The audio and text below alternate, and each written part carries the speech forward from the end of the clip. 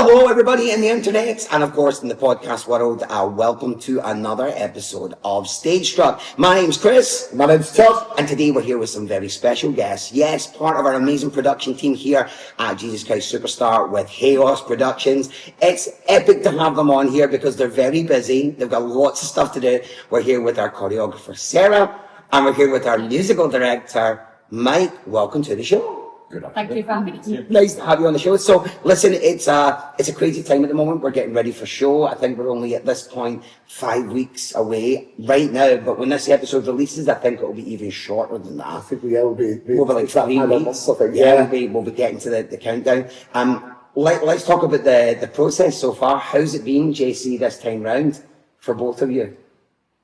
Great for me. It's been really good. Really nice to get. Obviously, I love working with Mike. I love working with Kaylee and the whole team. It's been superb to have just everyone on board. And I think just doing it, it's 15 years since I did it. Okay. And it's something I'm really passionate about. I really love it. So to be able to come back and revisit it with another 15 years sort of experience, life experience, I've found that really great. I was going to say that, do you feel like since the 15 years has passed, like from the JC we did back then, do you see it different, choreographing it now? Do you see it through different eyes? Is that through just experience, or is it just with the new people coming in and things like that? Yeah, I think both. I think I've really developed as a choreographer. I think I've found my style a lot more. But I've always also really been keen to research different things. So everything that I've sort of experienced over the last 15 years, I feel like it's contributed to where I am now. Yeah, that's amazing. And Mike, what about yourself? Do you feel, because of course the score, the music is so iconic. It's such an amazing sung through show. Do you feel it's different as well? It's changed over the years. Do you think it depends on the cast that you've got or who you're directing? I think, it's different for me because I didn't MD it last time. I played for the JC on 3 occasions in different guises, but never MD'd it, so it's a slightly different experience for me. But I was thinking when you were talking then, Sarah, about actually, and it's 15 years, but actually, in some ways, the music is timeless as well. Yeah. Because it hasn't changed much, but there's some different ways of interpreting it, isn't there? And I think a lot does depend on your cast, obviously, because the whole thing revolves around every little role that's involved in any production. And yes, I've worked with Sarah before. She's an absolute dream to work with. Sarah. Nice. But that must be amazing as well. And obviously Kaylee and Lee, but I've never, as a production team, worked, joined with Lee a little bit. Nice. So everyth's different, but in the same way, the music is sort of like the same. In other aspects, the music is the same. That's the essence of what we were coming from, isn't it? Yeah. So. It's nice, isn't it? Because it's so many that the show has went through so many different iterations over the years, professionally, and of course the amateur companies that have done it. But it's like you said, I think it's so true. No matter how you do it or what way you do it, the music is so iconic and timeless that when you buy the ticket to go see the show, you're in for a great time anyway. It's not one of those ones where they've tried to do it differently, and it still is that same kind of continuity that it's always had since day one. It's amazing. Yeah, it really is. I've got a question for you, Sarah. So when you last choreographed, so you've always said that was 15 years ago. I remember watching that. Do you feel you left that with ideas that you wish you'd use, or was it coming into this one? Was it just something that you went approach it as a completely new beast? I think the second. I don't think I really thought about. Yeah. I wish I'd done this, or I wish I'd done that. That's good. And it was really interesting because when the society announced we were doing JC, I was really split because I was thinking that was such a perfect production. Yeah. Why would I want to get involved again with something that I enjoyed so much last time round? Could we make it better? What could we do to make it, up to date, but not up to date for a gimmick's sake, just to bring it fresh?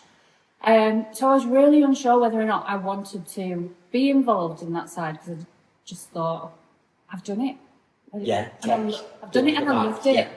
And then I played it and listened to it and just went, oh, I love that. Oh, I really like that.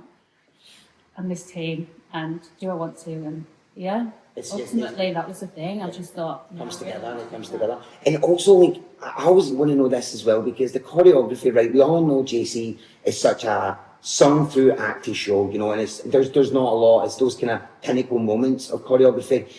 As a choreographer yourself, do you feel like when you've got those moments where there's the big numbers from like What's the Buzz and things, you've got to make them stand out and iconic in a way, or do you feel like the story itself lends to the dance and the choreography? yeah, I find it really hard because again, I'm all about telling a story.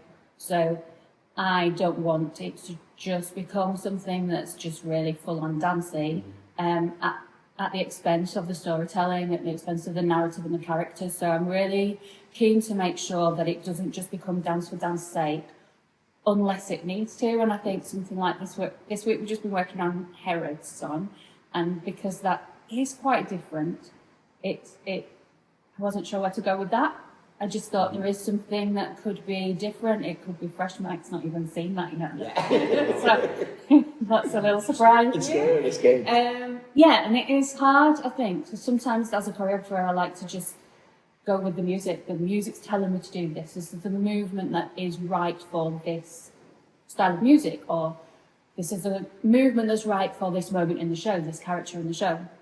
All of those things. So I don't know, what was your question? No, that was perfect. Like, it's basically the idea of, because like when you go see a show in the West End, or you go see any show that's maybe just not predominantly dancing, and then when those dance numbers come out at you, you know, like an example I always use, Les Mis, not a lot of choreo, but there's some iconic moments in it where they march together, they do things, and it's the storytelling that comes through. It's not like you're watching it going, wow, look how they're on beat, and look at their feet, and look at their lines. It's just about how the story comes across, and you said that perfectly there, because with this show, there's those moments, but it never kind of sacrifices to the extent of the story itself, because you're, through dance, you're telling that story. I think that's what I love about this production team, is because you all interlink so well, it's not a case of you've got a choreographer, a director, an MD. You know, Mike, every time I've worked with you, you always think about, you know, how we're telling the story with this style of scene, or with this. Sarah, even just last week, you know, I had a moment with Joe that made me have to stop choreography. Yeah. You know, our Jesus came back to the rehearsal, not been in that number yet, and he just put his hands on my face and stopped me, and all of a sudden I thought, oh, what do I do? But Sarah was straight away understanding of that. And I think that's beautiful, because then it's not a case of, okay, now we're going into a dance number. It's very obvious we're going into a dance number, and into your starting places, and go. I also feel as well, personally, you know, coming in as an outsider and seeing the way it's been put together, like for me personally, I've never known a company or a society, even in professional terms, where the story, I know the story is so iconic, we can't get the story wrong, right? You can't make any changes, it's going to be this way. But I have never been in an environment where the story, we're so invested in the story that the singing and dancing just comes together. Like it kind of, it's not, you know, when you're doing shows or professional shows, you've got to be in there in the morning doing your warm-ups. Okay, it's time to do the dance. Not you're out of time, or you're this, that. Yeah, we have to make sure it's clean. But the story and the acting and how you perform it, this society has been big on acting. I never knew that. Like, the acting side, I feel, has been like well over 50%, because it's now changing the way the numbers are being interpreted, and it's been really nice. Yeah, and I think it's something about, I mean, that the way 2 weeks ago we were here on Saturday, wasn't Yeah, that's right. we seemed just like yesterday. And we were talking about, you know, I mean, well, to a point, I think we all encompass this sort of like approach. But I think there's so much that individuals can bring, within individual principal solo sort of thing, but also as part of an ensemble as well, that you bring in the individuality. It doesn't have to be look complete. You know, there's a time and a place for everything looking the same, isn't there? But that, I think what this story particularly allows is for every individual to bring their own, not iconic character, but their own Interpretation of it, yeah. And like, you know, in the sense of the singing, I think if you allow, you know, somebody to sing something in a certain way, explore different ideas and think, well, does that fit on that? And then the there's a choreography as well. You know, it's about making people feel comfortable about what they're doing, as much as, you know, trying to get it as near to the original as possible. And it spreads. Balance right. It spreads within the group, because like when you walk into the room, like you feel that with the people that are around you. It's that idea of you bring your A game from day one, and if you keep bringing your A game, everybody else tends to want to bring their A game. And what happens is we start seeing characters, we start seeing all these different interpretations, and then as a production team, it's been lovely because what's been happening is they've been seeing things going, okay, well, let's use that. That's good. Let's bring it out of them. So it feels like it's been a journey from day one. It feels like a completely different show. We've not even performed it yet, but it feels like a completely different show from day one when we walked in to where we're at now. And it's really nice to see. What I've loved is that kind of snowball effect. So from the kind of training that I had, you know, it was always about, you know, building that backstory, that really kind of precocious, almost pretentious style of acting where you were really thinking about kind of what the actions in between. And I think it was Harry, who was one of our apostles. Every time I've seen Jesus Christ Superstar, you've got maybe 4 or 5 of them, you know, Simon, Peter, as well as Judas and Jesus, who you go, oh, it's obvious that's them. And then you've got 8 other blokes on stage. And what I've loved is we all know exactly which apostle we are. But Harry was the first one that came in. He said, I didn't realise we're brothers. I was like, oh, yeah, I knew that. Yeah. Do you know my dad? No. And then another apostle will hear it, and the other apostle will go, you know, Thaddeus, how do I die? I'm not sure. And then all of a sudden we're all on, you know, Wikipedia, the greatest source. And you've got these 12 blokes who are all like Googling, well, what did I do? I'm the patron saint of this. Yeah. And it's become so much competitive. And it's just, Top apostles, that's it, basically. And it's brilliant, but already that then brings that extra level of, you're not just suddenly someone that's, you know, I always joke, third right spear holder, you know, you've got people. No, it's and then other people in the ensemble see that and they go, oh, well, I wonder what my story is here then. If everyone feels comfortable to create their own narrative in the show, you know, as long as it's not upstaged. Too much, of course. I always joke when I was in Kinky Boots, one of the best bits of direction that ever happened, I was late to the first rehearsal through work, and I walked in and the director, Chris, who's one of our apostles, slapped a name tag on me. He said, you're Brian. He says, you work on the drill in the back. And I went, oh, okay, great. I'll run with that. And everyone had been told that. And all of a sudden, Kinky Boots for you becomes... So Kinky Boots for me is about Brian, the drill operator. I don't know what goes on the rest of the show. Yeah. Because that was the story I lived through. Yeah. And I just think it's genius direction. So all of a sudden, everyone becomes, you know, that principal role in the show for themselves. But also, I will say, having people who have experienced it. So having people who were there 15 years ago, like yourself, you know, you were in the band. We had Lee, our assistant director, who was Jesus. So having these people who have been immersed in it and know how much of a success that one was, they know where it can get to. So having them there, it gives you the kind of buzz to go, yeah, they know, they've been there. They know how good this could be. So it just creates that kind of that environment. But we're talking about JC, and of course that is the main thing for this podcast. It's our big show coming up. But I want to know more about like yourselves, like involved in this wonderful world of Am-Dram to where you are today. I'd love to know, you know, where it all started with yourselves in your careers and what you do, you know, as a musical director and a choreographer, and you know, the routes that you've taken to get to where you are today. And we'll start with Mike, this one. We'll start with Mike. What time we finished? He's a lot older than everybody else. I suppose essentially, I started off in the Am-Dram circuit with the graphic and plays back in the middle of the last century sometime, I think it was.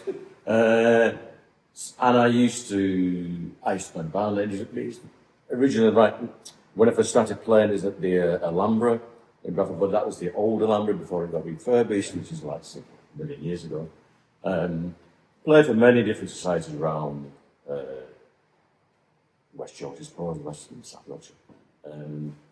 MDing-wise, I learned from various, but I think the essential point to say is I learned from so many different MDs on the circuit, people like Bassett Walsh and John Webb, which for people who know them, they were just almost iconic. Like in the Am-Dram world, yeah.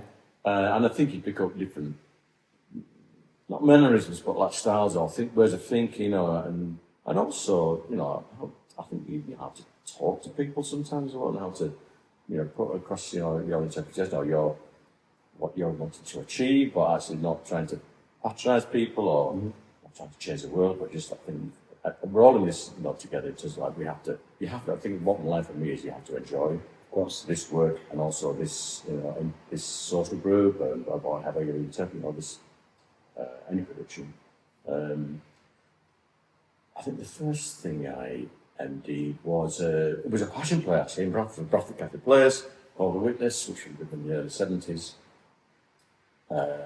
And then I MD'd shows of players, for the Modern Millie and the producers, which was awesome. Nice. Friendly. That was at the Alhambra, and then he was being involved with Chaos for Africa as an MD for about 15 years, I think, as well. I was going to ask that. So What was the first show you remember? Crazy for You? Was it Crazy for You? Yeah, that's just a fab show. The music's Great music, great music. from the choreographer's point of view as well, isn't it? Yeah. It's a dream. Yeah, and a lovely band arrangement as well. So yeah, being MD on a regular basis for, I'm very lucky that I get, invited to be an MD. Anyway, I always think it's a real privilege to be invited in by any society. I, for the first time, offer like, a return visit. But I am about 15, 16. Give it your effort. Yeah, probably now in the time to retire soon. And would you say also like the music's been an integral part of your life in general, like not just Am-Dram, but since being in school and growing up, is music being like your number one, or was there other things that you did more of, or what would you say? No, I suppose the music's always been there. I used to take piano lessons from about the age of about 7 or 8. And I didn't really like lessons, and used to practice. And I used to bus go along at home round. And I think it was invaluable having the lessons because I learned how to read music, how to, not so much the theory, but yeah, the formalised sort of aspect of music. But I also, when I was growing up, my mum and dad used to have a piano in the front room of the terrace house, and next to it was a stack of 7-inch singles. I know that some people might know the 7-inch single is. I used to. And the We'll leave the caption for the You can't get it on iCloud. It's not like- Absolutely. We used to stack 7-inch singles on the old stack player, and I put them on, on mum and dad's sort of like 7-inch singles, and I used to just bust along to them. And I think I sort of like over the years that the ability to be able to read music, but also sort of play by ear, has just been an enormous sort of asset for me, I suppose, for my work, both in for myself as a performance, not performance, but as a musician, but also as an MD as well. Amazing. So music has been integral your entire Yeah, all the way through. Yeah, I mean, there was a period sort of like in my early 20s where I used to play less and less because I was working. Yeah, last year. Thank you. Where I wasn't able to play as much, and I think I had a big career change 25 years ago, and since then I've been able to immerse myself in the music scene a little bit more. Nice. I love that. That's amazing. Sarah, with yourself as a choreographer now, I've known of stories of you because my wife's noticed you, and she's grown up around the same kind of scenes as yourself, and she was younger. But I'm really intrigued to find out more about like your progression and pathway into going professional and going down a career that was basically my career as well. Holiday parks and everything else. Yeah. Tell us all. Well, I've known your wife since she was maybe 4 or 5. In fact, we did Gypsy together, and she was Baby June, and I was the older version, Dainty June. So I probably was in the right time, right place when I started. I was 6 years old when I did my first show, did Sound of Music, and was the youngest child. Because in the same way as you, Todd, that my parents were involved. My dad was very much involved in Chaos. There used to be another society in Halifax called Catholic Amateurs, and my mum was on that side, founding member of the Catholic Amateurs. So we'd just been brought up, I say we, my sister, who's also in Jesus Christ Superstar. Yes. We just were brought up in a very kind of musical theatre environment, singing in the church choir as well, learning instruments as children, going to ballet, going to all sorts of things. Everything really. So rather than it just being dance, it was very much the whole theatre environment for me.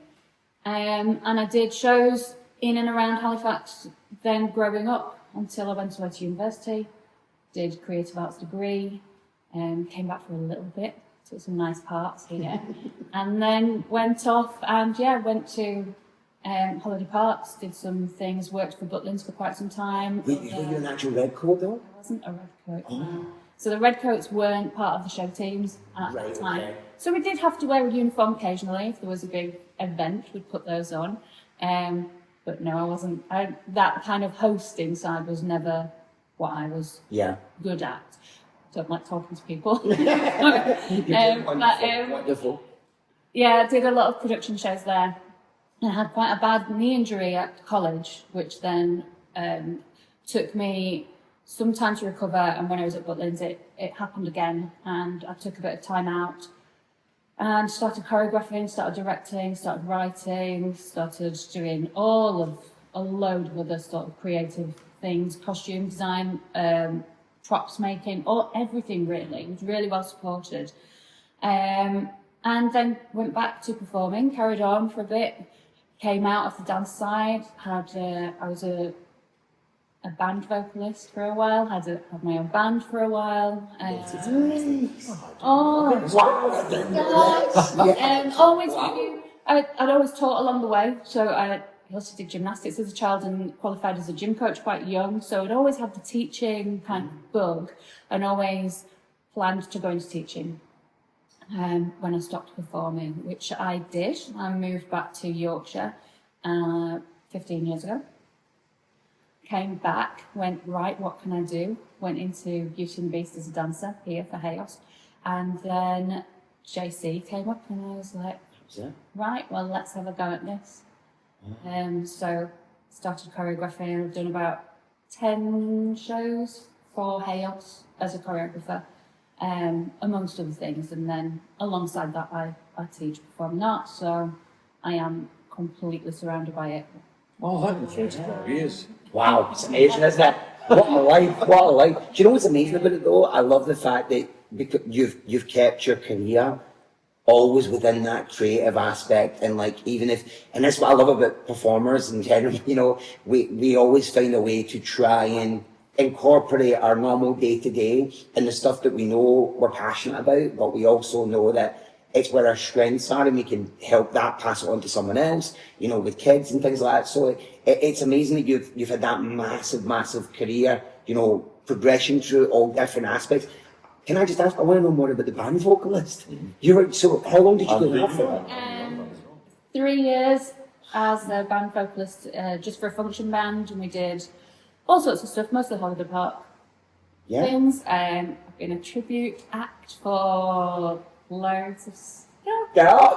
Right. Like, To know who? you guess. No, That's it. We should just leave it in the comments. Who do we think Sarah's been a tribute to? There you go. That's there's a lot. Wow. There's three main ones that I've done. When I was considerably younger. Yeah. That's amazing. You've done all of that in your career, and now you're at this point where you know you're choreographing with chaos and stuff. I want to touch on something because both of you have done so much when it comes to shows and productions. I think this is a really good one and a tricky one for you to answer because I want to ask you both, what's been your favourite show that you've literally choreographed in MD, and then also on top of that, what's the one that you'd probably say was the most trickiest or challenging? That it was something that was like out of the comfort zone where you're like, "Phew, that took it out of me." You still enjoyed it, of course, but it was one that you're like, "Oh, that was a tricky one." Start with the easy one first. Your favourite. What's been your favourite production? That's a really Or is there one that kind of had a real effect on you Yeah, in a positive light? Because obviously, favourite kind of denotes that you know people are going to watch this and go, "Oh, well, No, not like that. Yeah, I mean, it's as in like the choreography and the music, nothing to do with the casts. The actual score and the show itself. What's been your favourite? Where you were like, "Yeah, that's a top show for me. I love that show." I think for me, there could be numerous ones to be honest with you, because I think it's difficult to take out the cast and a venue and a different organisation because that's just something sometimes you can't separate them. I think sometimes because that's about the experience, because it's a process you work with over about 3 or 4. Well, start either early auditions and prepping and auditions, and then rehearsal periods like 3 or 4 months.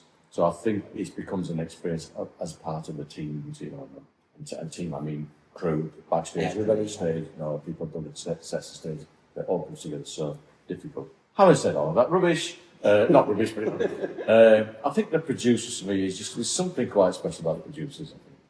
But I could name you. Yes, but you if you want to name one, I'd say the producer. Would you say like musically, just because the music is so like for you as an MD, would you say that was your favourite just because of the song choices and the music I think itself? that also, I just think the whole concept of it, and I think the humour is just like it's just yeah, and if you get the timing right on lots of things, it's a fab show. It works. It's a fab show. Producers And it's one of those as well that kind of the comedy leaks into the music we produce as well because it's so well written. Yeah. It's not just a case of the gags are in the lid. Oh yeah, It's getting those gags in the music as well. And again, timing. it's the so comedy important. timing and the silence. There's so many great silence moments in that show that if you get it right, it's just that there's the one point I think in the last song in the courtroom where he basically walks out the courtroom. There's a silence, then he gets put back on because he's trying to escape. But it's so small, like it's a small detail, but it makes a big difference in the music and the score itself. I love it. All right, so you could say for the score and the music, producers, what about yourself? I think, again, really difficult because everything has its own special memory for me that I've done. But Our House probably, because I think it was at a time when I was confident in what I was doing. I feel like it maybe defined my style and my style of working really well. And I'm a Madness fan. Amazing. So Is that true for the?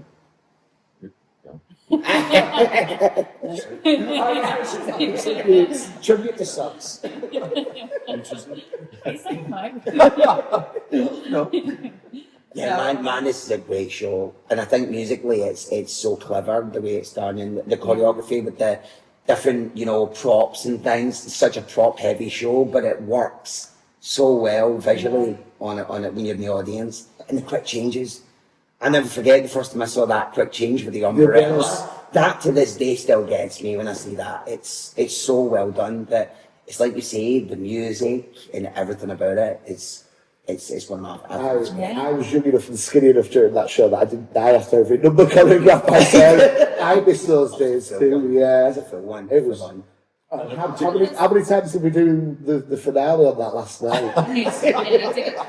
I had no idea they were doing it twice because I was in the audience, so I hadn't heard that Ben had actually said, if the audience keep going for it, we're just going to go round again, and it's massive. And I really had saved like the best, the most energetic, the most complex things for the last section as well. So when they had to do it again, I was It was great fun though. unfortunate. Everybody just passed out when you go off stage.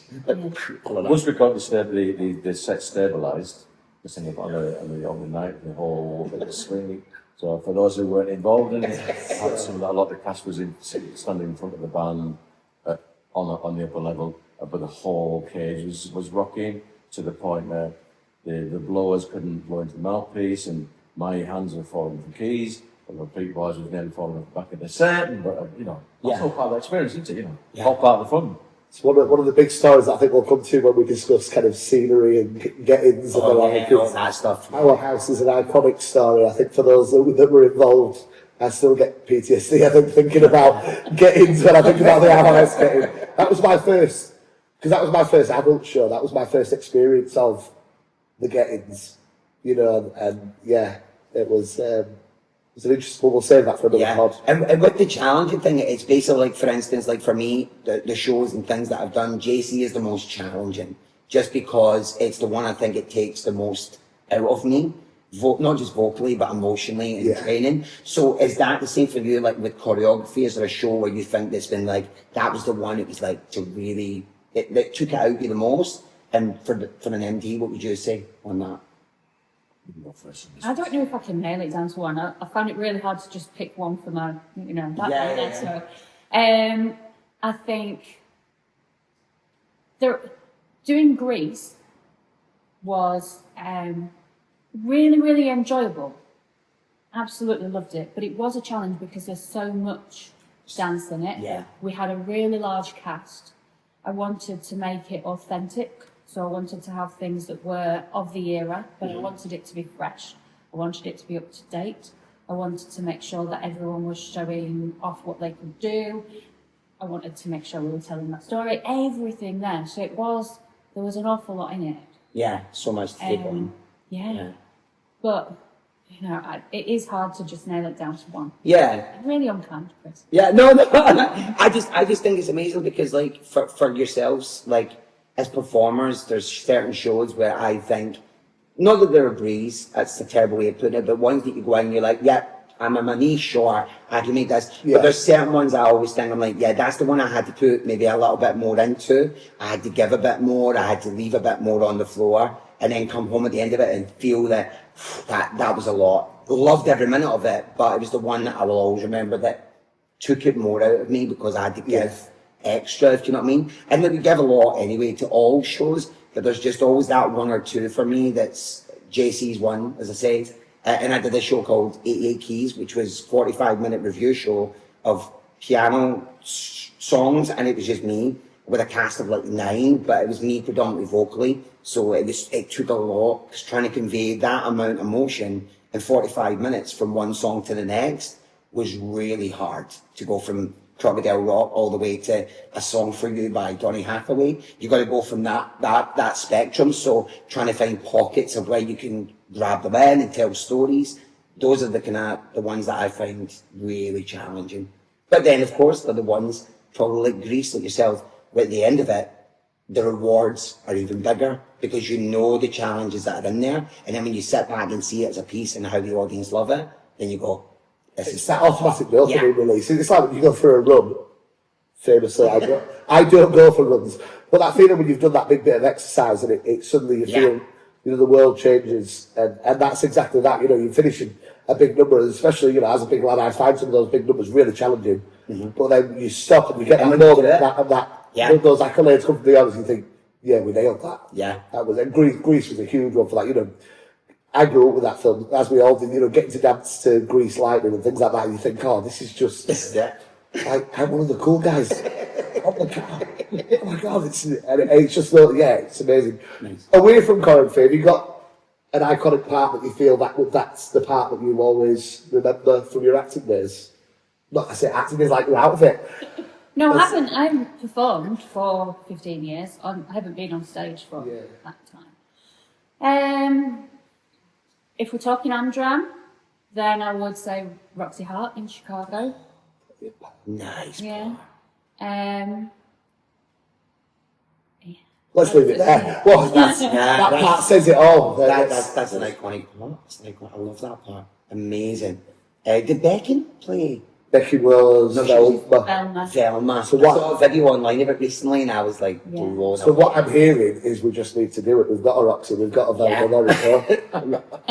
Mike and Andy, we're good to go. There we go. Amazing.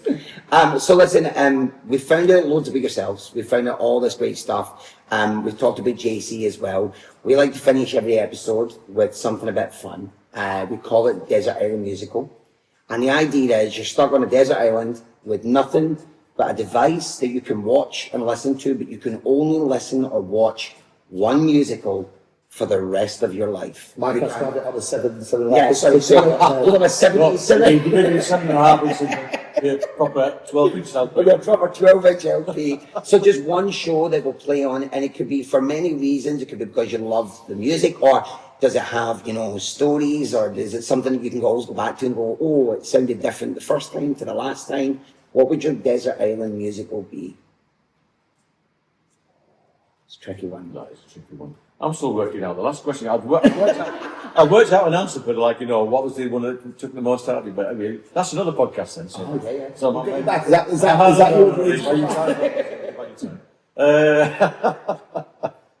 Oh, it's a tricky one, is that? I'm edging towards. Well, I don't need to answer that. I mean, like, you know, throw the question out there.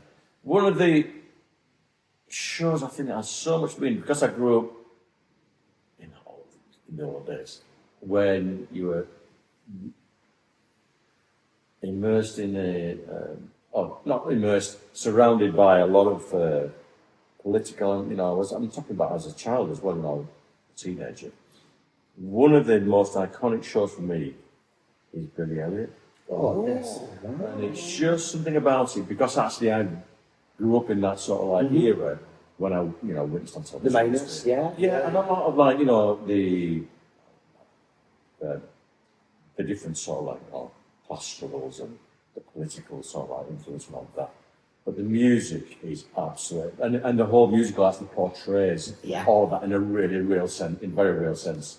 And I think for me, I'll be edgy towards like something like West Side Stories and things, but that, it just encompasses and all about the relationship, with in this book. I love that, because it's not an obvious answer, I don't think, musical, but I'd say it's something, it's one of my favourite films of all time.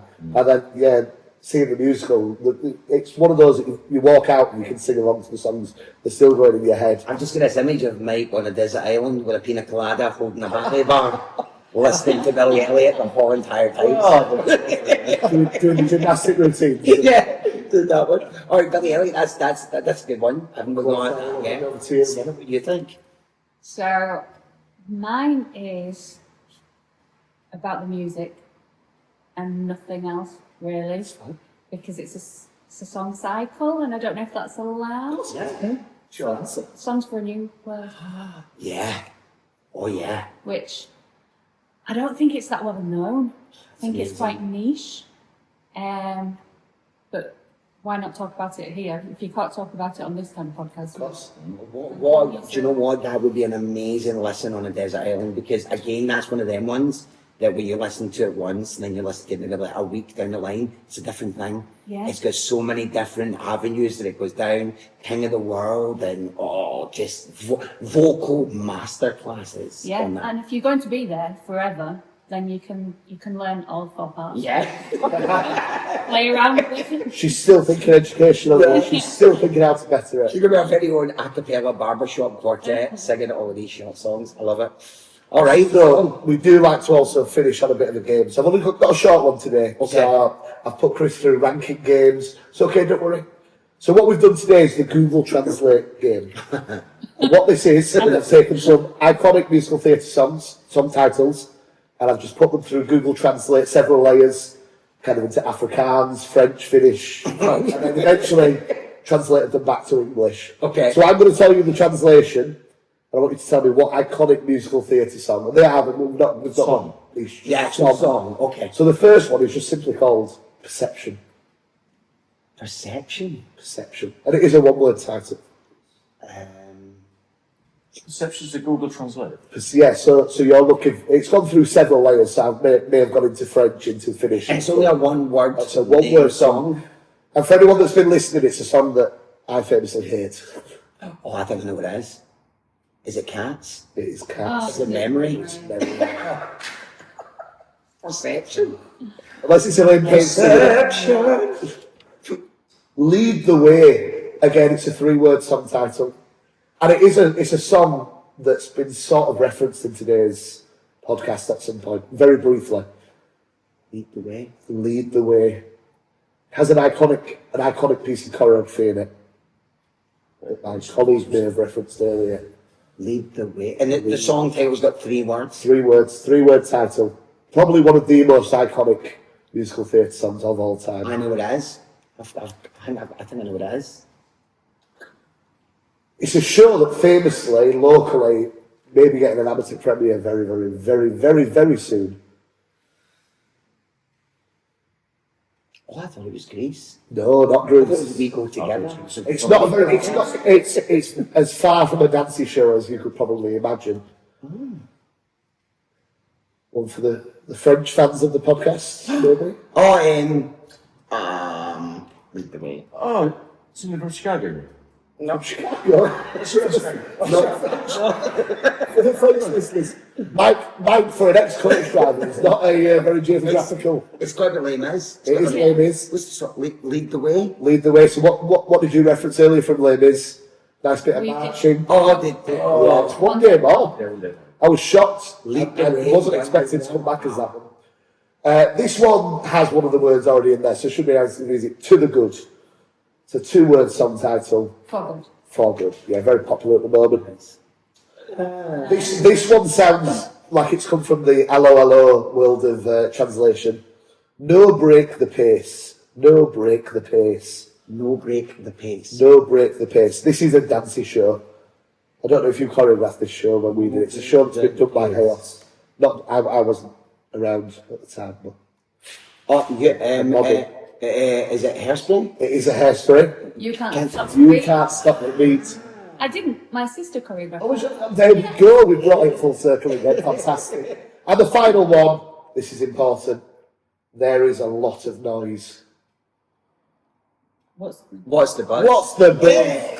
Which reminds me to say, make sure you have got your tickets for Jesus Christ Superstar at the Victoria Theatre. Yes. My arrangement with the Really Useful Group Limited, 17th to the 20th of April. That's it, man. Tickets are selling right now, so make sure you get on there. Of course, check out all your social media platforms. Make sure you drop a download on the podcast, Stage Struck. We're with you every Friday leading up to the show. It's going to be epic. Do not miss it. And of course, we want to thank Sarah and Mike for coming along today. Thank you. Really massive thank you. And it's so interesting to find out everything about yourselves, and just the fact that Mike still has those small LPs at home is wonderful. It's great. It's great. Thank you so much, folks. My name is Chris. My name's Todd. I will see you on the next one. Peace. Bye.